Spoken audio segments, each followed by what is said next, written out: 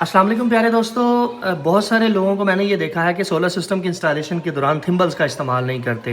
वजह क्या होती है कि उनके पास प्रॉपर टूल नहीं होते। आज की इस वीडियो में आप लोगों को ये बताऊंगा कि जब भी आप लोगों ने तारें लगानी है तो किस तरह से आपने उसके ऊपर थिम्बल का इस्तेमाल करना है। सबसे पहले नंबर पर जनाब हमने ये वायर स्टिपर का इस्तेमाल करना है केबल को छीलने के लिए। इंको कंपनी का ऑटोमेटिक वायर स्टिपर, ये मैंने जनाब अपनी मतलूबा वायर जितनी जितनी आपको केबल चाहिए उतनी आपने इसको छील के रख लेना है।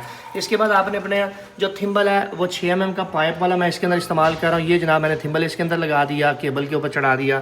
अब यहाँ पर इस थिम्बल को पंच करने के लिए दो तरह के प्लायर होते हैं। एक इंको कंपनी का 4x4 वाला होता है और एक जनाब ये चाइना मेड है 6x4 का। फ़र्क दोनों में सिर्फ ये है कि ये 4 मुँह बनाता है और ये 6 मुँह बनाता है आपके थिम्बल के।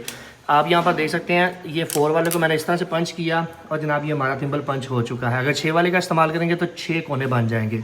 इस तरह प्रॉपर इंस्टॉल करके अपने सोलर सिस्टम में आप तारों को लगा सकते हैं। इनको अगर परचेज़ करना चाहते हैं तो smarteshop.pk विजिट करें।